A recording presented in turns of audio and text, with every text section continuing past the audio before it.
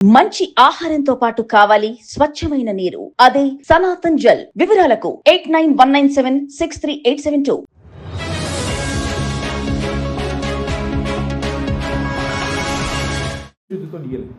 అసలు ఒక మాటలు చెప్పాలంటే ఆ కాంగ్రెస్ అభయహస్తం అనే మేనిఫెస్టో ఏదైతే ఉందో అది ఈ శతాబ్దపు అతిపెద్ద మోసం. అది ఈ శతాబ్దంలోనే అతిపెద్ద మోసం ఏదైనా ఉందంటే కాంగ్రెస్ అభయహస్తం అనే మేనిఫెస్టో. ఒక్క వర్గం కాదు, అందరినీ మోసం చేసింది. ఖార్గే సాబ్ వచ్చి చేవెళ్ళలో చెప్పిండు 10 లక్షలు వాళ్ళు ఇస్తే 12 లక్షలు మేము ఇస్తాం, దళితులకు 18% వాటా ఇస్తాం ప్రభుత్వ కాంట్రాక్ట్లలో. ఇచ్చిర్రా? పెంచుతామన్నారు, పెన్షన్లు పెంచినరా?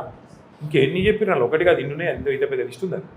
నేను ఫస్ట్ మహేష్ని కోరేది ఏంటంటే ఫస్ట్ మనోళ్ళకి నేర్పిను అలా మేనిఫెస్టోలా ఎస్సీ ఎస్టీ డిక్లరేషన్లా దళితులకు ఇచ్చిన మాటలు ఏంది? ఉత్త దళిత బందే కాదు. ఎంత లంగలంటే ఏది పడుతుందో చెప్పుకుంటా మీరు నోటికి ఎంత వస్తా అంత. శ్రీధర్ బాబు అంటే ఆయన రాసిండు మేనిఫెస్టో, చైర్మన్ ఆయన. దాన్ని నేను అసెంబ్లీలో ఆయన లేచినప్పుడల్లా అడుగుతా, ఏమైనా నువ్వేగా చైర్మన్, నువ్వు ఇలా బాగా నడుపుతున్నావు. ఇస్తామండి అంటాడు. ఇస్తామండి అంటే నువ్వే చెప్పినావు కదా 100 రోజులు ఇస్తా అని. 100 రోజుల్లో ఇస్తా, 6 అయినా ఇటు సూర్యుడు అటు పొడిచినా అని డైలాగులు కొట్టింటే ఏం కాదు.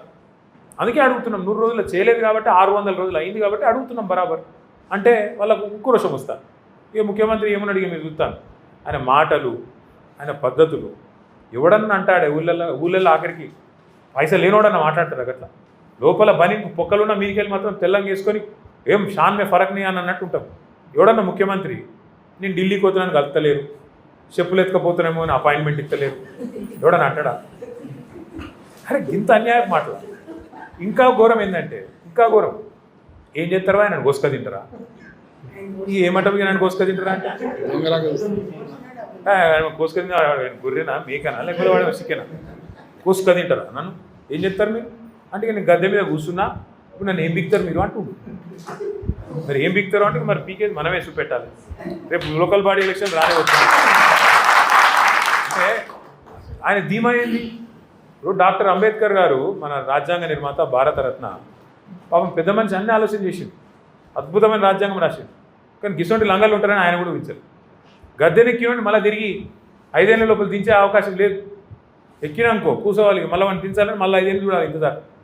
పాపం ఆయన కూడా పెద్ద మనిషి రీకాల్ వ్యవస్థ అని పెట్టలేదు. కొన్ని దేశాలలో ఉంది రీకాల్ అంటే ఇచ్చిన మాట నెరవేర్చకపోతే మళ్ళీ వెనక పిలుచుకునే అధికారం ప్రజలకు ఉంటుంది. గట్సొంటి వస్తే ఇటువంటి లంగాలు కూడా భయపడతారు. లేకపోతే ఏంటి, ఏమన్నా నన్ను ఏం బిక్తారు మీరు? ఏమన్నంటే కేసీఆర్ మీద బట్టగాలుస్తా, వేస్తా, తెల్లారలేస్తే డైలాగులు కొడతా, కేసీఆర్ని తిడతా, ఏమేమి మాటలు ఆయన ఇంటే ఆయన నోటికి మొక్కాలి. గుడ్లు వీకి గోటిలాడుతున్నాడు, మెడల పేగులు వేసుకుంటాడు, బట్టలు కూడా తీసి కొడుతున్నాడు. వీడు ముఖ్యమంత్రి. మళ్ళీ వానేమన్నా తిరిగితే నాకు బలపాటు. ఇదో పెద్ద కథ. మళ్ళీ వాడిని గట్టిగా ఏమన్నా అన్నా అనుకో, మా లచ్చనని అంటాడు, నువ్వు తిట్టాను సార్ అంటే. నేను తిడతలేనే వాడు చెప్పి నేను చెప్తున్నాను, నేను చెప్తున్నాను ఆయన భాషలో ఆయనకు అర్థమయ్యేటట్టు చెప్తున్నా అని చెప్తున్నా. ఏం చెప్పాలి మరిగా? ఇప్పుడు కుక్కగాడుకు చెప్పు దెబ్బ.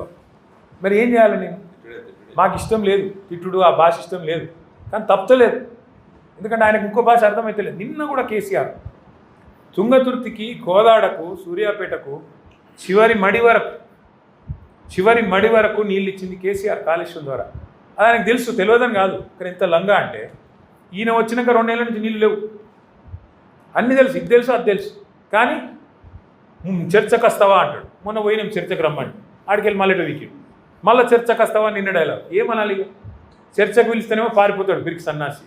మళ్ళనేమో చర్చకు వస్తావా కేసీఆర్, నాగార్జున సాగర్ కట్ట మీదకి వస్తావా? మేమన్నాం ఇక రారాబాయి మరి మేడిగడ్డ బరాజ్ మీదకి రాయిగా ఆడిడేందుకు. మంచిగా ఉంది, అది కూలిపోలే. నువ్వు కూలేశ్వరం అని నీకు నెత్తి బాగలేక నువ్వు అంటున్నావు. కానీ నిన్నగాకమన్నా మా జగదీశ్వర్ రెడ్డి గారు వేయచ్చు మొత్తం మేడిగడ్డ బరాజ్ మీదనే కారు నడుపుకుంటా, ఒక ఇక్కడనే కుంగింది, ఒక ఈయనే నా కారు ఉంది చూడుండ్రి అనుకుంటా ఆయన ఇలా ఆడ పెడతాడు సూర్యాపేటలో. నేనేమంటున్నా అంటే ఇంత మోసం, ఇంత దగ ఒక దళితులనే కాదు, ఏ వర్గాన్ని విడిచిపెట్టకుండా అందరికీ. ఆడబిడ్డలకు చెప్పిండు నెలకు 2500 ఇస్తాను, ఎదురు చూస్తాను. 1,68,00,000 మంది ఆడపిల్లలు 18 ఏళ్ళు నిండిన వాళ్ళు ఉన్నారు రాష్ట్రంలో. వాళ్ళందరూ ఎదురు చూస్తాను, ఎప్పుడు వస్తాయి 2,500? వచ్చినాయా?